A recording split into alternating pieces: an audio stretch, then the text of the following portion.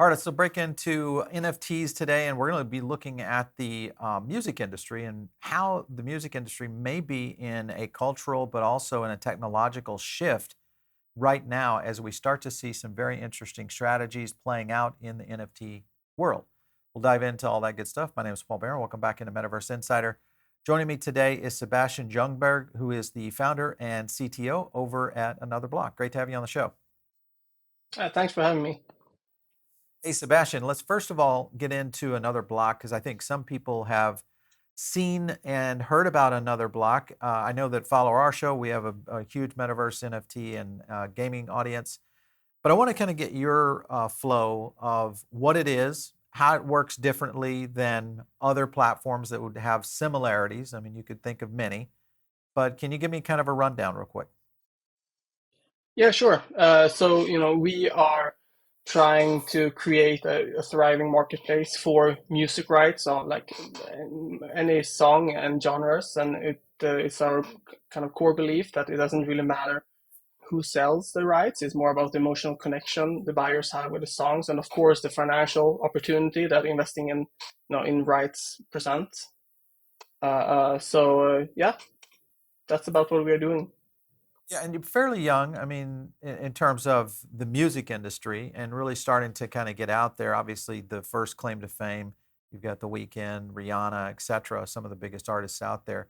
Explain to me, first of all, the structure, because I think a lot of people may not necessarily completely understand it in the way that Another Block works, because you don't necessarily publish full songs.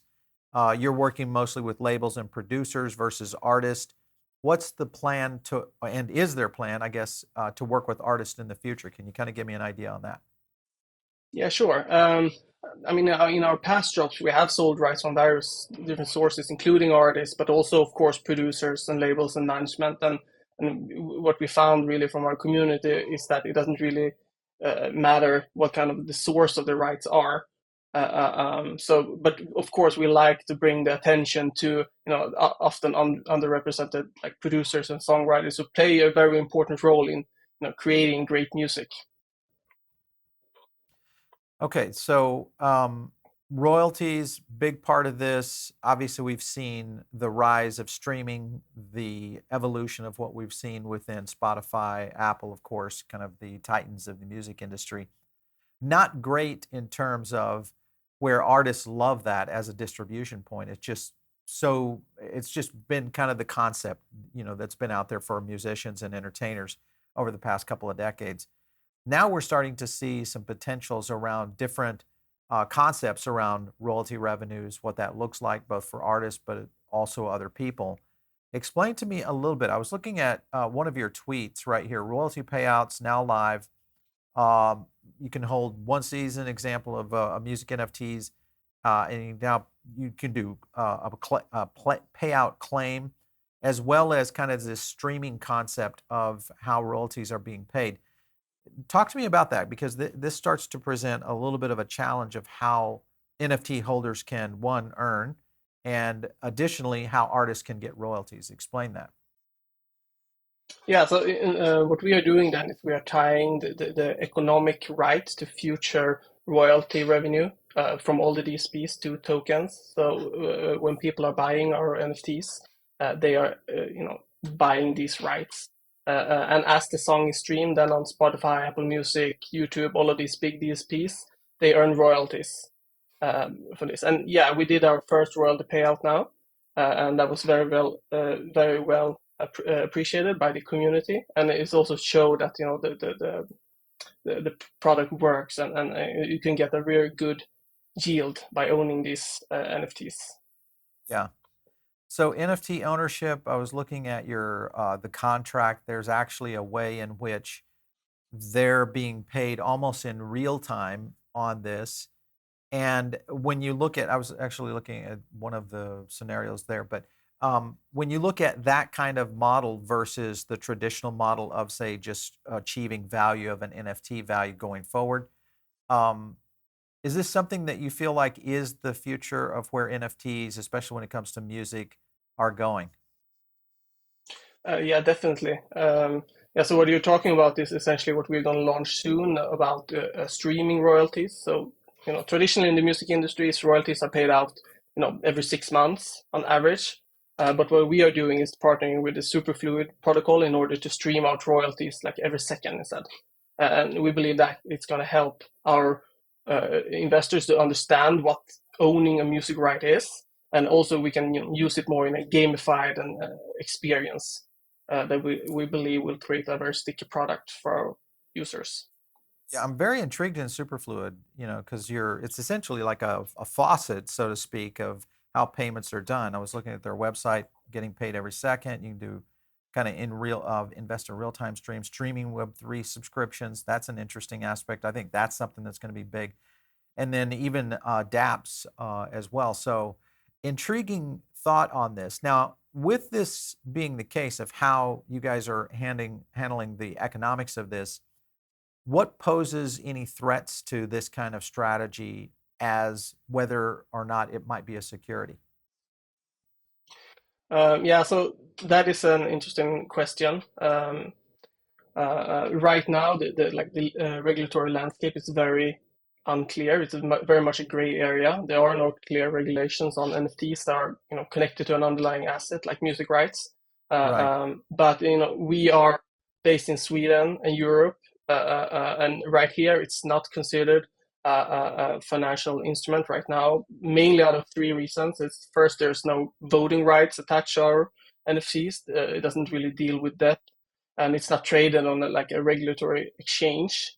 But with that being said, we are keeping a close eye on the landscape and what's happening. And especially now in Europe, you have the upcoming MiCA regulations that's probably going to share some light on this and make some clarification on this type of assets. So we are welcoming that, because we believe that the purpose of these regulations is to protect the users and the end Right. customers, and I think that's a really, really good thing. So I want to jump back to the embedded contract that is within the NFTs and back to kind of what's happening there. Is this a legally binding contract that is built within the NFT architecture? Yeah, so what we did when we started is we teamed up with some of the best IP lawyers in order to construct this legal contract. So the ownership of the rights is moved to from the rights holder to the token. So we are also then storing the contract on IPFS and tie it to every token. And this is something that's really interesting, I believe.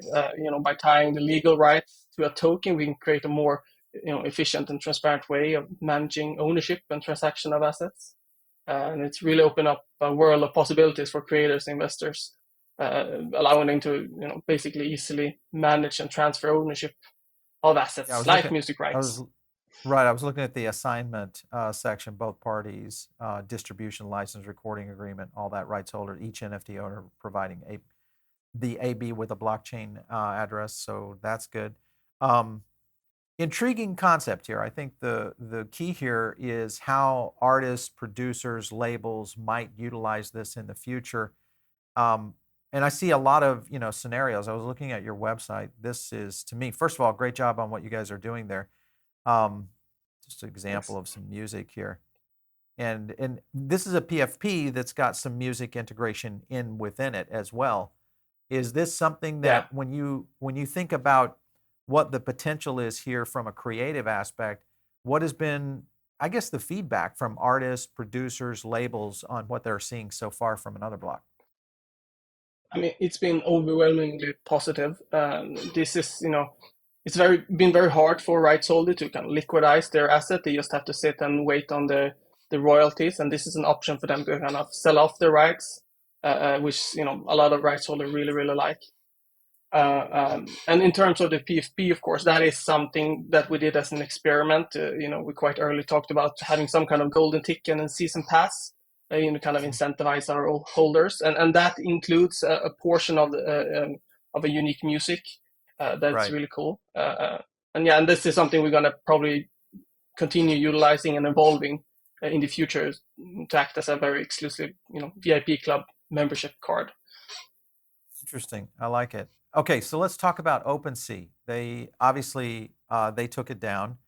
The situation, do you feel like OpenSea was overreaching a bit here? Because if you look at it, it doesn't necessarily. I look at it, I don't see any problem with this. Why do you think that occurred? with what you guys are doing? Um, well, I mean, they didn't take it down; they just halted the trading, Right. and of course, that was an unfortunate incident, and we are, still trying to reach out to them to get a clear understanding of what happened and how we can avoid this, issue in the So there was no future. communication from OpenSea to you guys about what was going on? Not, no, not that clearly, at least. We're still waiting on response from their side.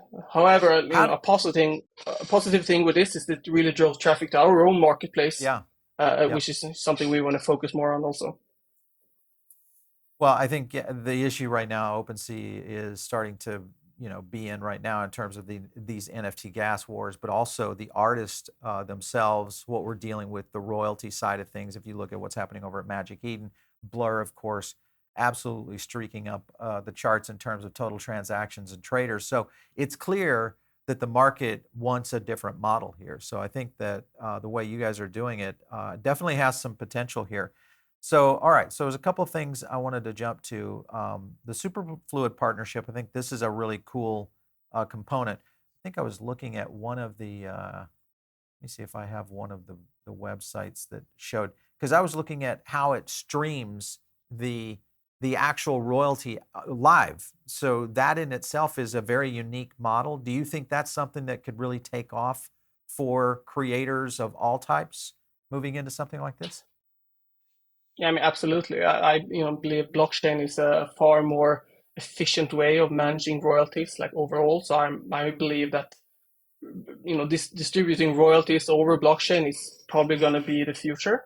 That's Mhm. just a guess, but we believe we can prove that this is a more efficient way of doing it by utilizing protocols like Superfluid. Well, okay, so with that being the case, you're saying that, like, for instance, the ABT awards that we just showed on screen, streaming through Superfluid, the potential of tying that in, why not just replace royalties in their entirety with like ABT rewards? Um, well, I mean, when we started off, we wanted to make people trust that they're actually receiving real value by owning music royalties, and to teach them is a very good asset and stable asset to invest in. Right, And with our ABT token, we didn't really want to use it, for this, since it's a unknown token would be. So this is actually a right. soul-bound token that doesn't really have any financial value, but we see it more like a loyalty program. I see. Okay. But this is something we want to evolve in the future. To tie it to like utility and things like that. There's been some move in the marketplace. Good, good. Thanks for answering that. There's been some move in the marketplace of entire songs, entire art pieces, works now going in through NFT. I was just looking at this piece here from the Belfast Telegraph. This was the first release, first classical NFT album that was recognized by the charts. So it's clear that mainstream traditional entertainment and media is looking at this as a real utility use case of rolling out entire pieces of art and works within the aspect of an NFT. How long before you guys start doing something like this? Um, it's hard to say. I mean, right now we want to focus on the music rights and that part, and we Mhm. believe there's a huge opportunity there. There are a lot of great companies that are focusing more on attaching the music to the NFTs, and more like a modern day version of a CD, I would say, and and, Right, and more right. as a collectible item. I would say that I see our NFTs not necessarily as a music NFT, but more like a financial NFT with the underlying asset of music rights. Hmm. So that's one way our tokens differentiate. Yeah, different strategy for sure. What about Yeah. interoperability?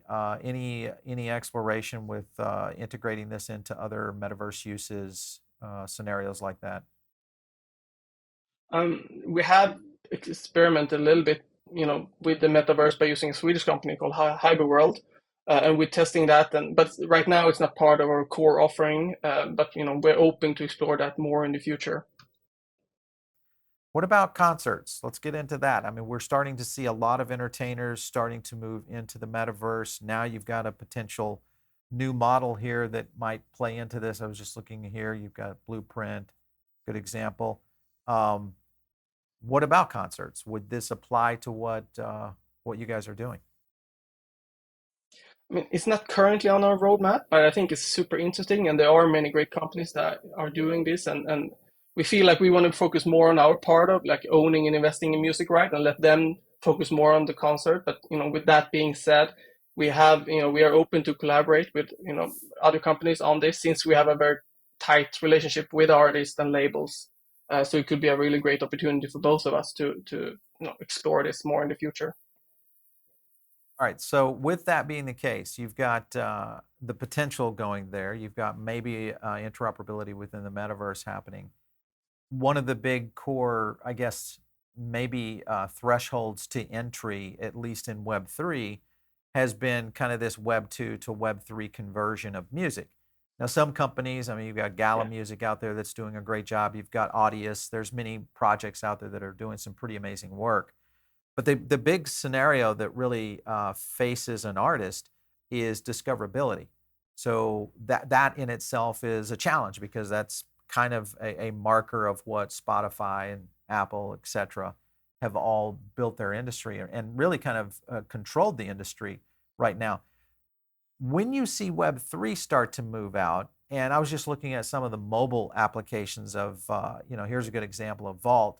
But when you see the potential here for mobile direct to fan communication, direct to fan integration, as well as kind of just that community experience, what about mobile, like a mobile app integration with something like what you guys are doing with, something of, say, in this nature right here, where you've got Vault doing a lot more artist and mobile entertainment. You've also got some other companies out there that have started to do music, video, NFTs that are more platform oriented. I think Bonfire is a good example of one of those companies that are doing that. What about those kind of partnerships with what you guys are doing?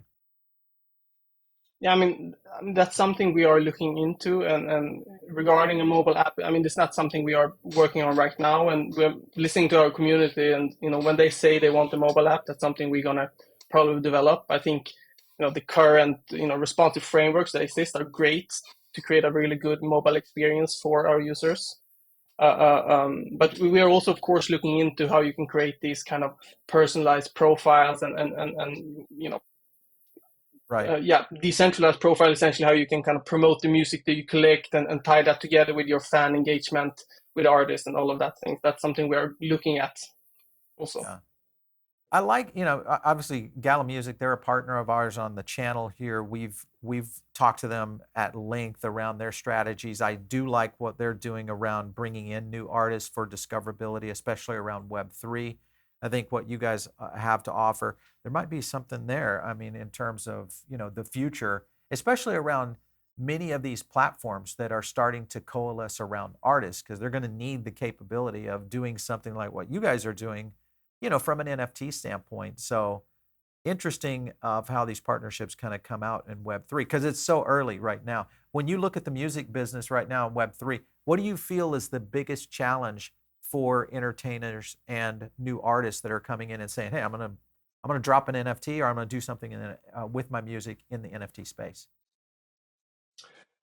Um, I mean, it's a hard question. I think that the overall view on like crypto and NFTs right now, it's probably a big challenge for a lot of artists that, with everything that's happened with FTX, etc., that's kind of, Right. had putting a thorn in the reputation of blockchain. I think that's a short-term thing though. And, I think there's a lot of amazing opportunities for especially up and coming artists to utilize this new technology to reach a broader audience and get a tighter connection with their fans and close community. Yeah. Well, okay. So last couple of questions here. I'm thinking about usability, because when you look at the function within Web3, one thing we study this constantly. We're always researching this of what projects are using really great user, I guess user style, but both on the UX side, but also just on the ability of having just a great experience. You look at something like Ready Player Me. This is like an ID format that eventually could play into something like what Unstoppable is doing with what they've done around .NFT and all the different types of utilization of digital ID. With that being the case, could that be something that would be integrated much like what you guys did with SuperFluid? Because I thought that was a great solution for what you guys put together. Yeah, I mean, it's not something we're looking into right now. There's so much other things that's more like core to our, vision. But of course, yeah, as I said before, creating some kind of personalized expression and identity on chain is going to be super interesting. And so we are looking into maybe see if we can utilize like Lens protocol or something like that, so Okay. you can create a really personalized and unique music experience Yeah. also.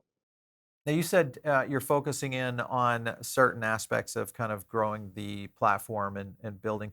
What are some of the next steps for you guys to take in your roadmap?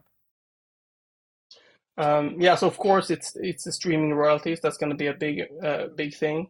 Another thing that we are working on is lowering the technical threshold for music fans to get into this Okay. space by putting all of this with the wall. You need a wallet and understand how cryptocurrencies work, and we're simplifying that quite a bit. So we're hoping by the end of the year that anyone can log in using their Gmail account in our Mhm. application. They get a custodial wallet. They can browse the music that they really want and like, and then just buy with a credit card purchase. That is Okay, something that's so going to be fiat onboarding. Yeah. Fiat onboarding, yeah, I think essentially, yeah. that's going to be a big part of it, especially when we look at mass adoption, both from gaming, entertainment, film, all the areas that we'll see some pretty significant adoption in, especially around NFTs, entertainment, et cetera. I think fiat onboarding is going to be one of the key things. The other thing is this whole scenario, which is the stigma you're mentioning, of around holding a crypto wallet or just a wallet in general, which is such a foreign concept to most people. So Yeah. good to hear that you guys are doing that. What about partnerships from labels, producers, anything big coming down the pipe for you guys in terms of expanding the offering? Um, Nothing that I can really disclose right now. What I can say is that we are talking to people with rights from most of the top streaming artists right now, such as Ariana Grande, Eminem, Beyonce, but also rights from older songs from artists like Michael Jackson and Whitney Houston. So that is something that's going to come most likely this year. So Yeah. everyone just need to stay tuned for that. Stay tuned. I like it. Very good. We're here with the team at AnotherBlock, so it's been great having you guys on, Sebastian. Thank you so much for coming in today. We appreciate it. Thank you for having me. You bet. All right, so you guys are tuned in over on our podcast side of things. That's great, but we love it when you join us over here on the YouTube channel. You get a chance to see all these visual cues and really like what Sebastian and I were really diving into on the music NFT side. So make sure and jump in, subscribe to our videos and the channel itself. It does help, one, the channel move out, but it also helps other people explore and understand what's happening in Web3. Of course, if you're not part of our Diamond Circle, make sure and get in. It's very easy. Just go to our Substack, which is PBN the number three .substack. It's that simple. PBN3.substack. You'll find us over there. It's where we drop a lot of additional content. We've got a Substack only podcast that Kyle Wilson and I do, and a ton of our analysis on the market as well. If you guys want to reach me, it is out there on Twitter at Paul Barron. We'll catch you next time right here on Metaverse Insider.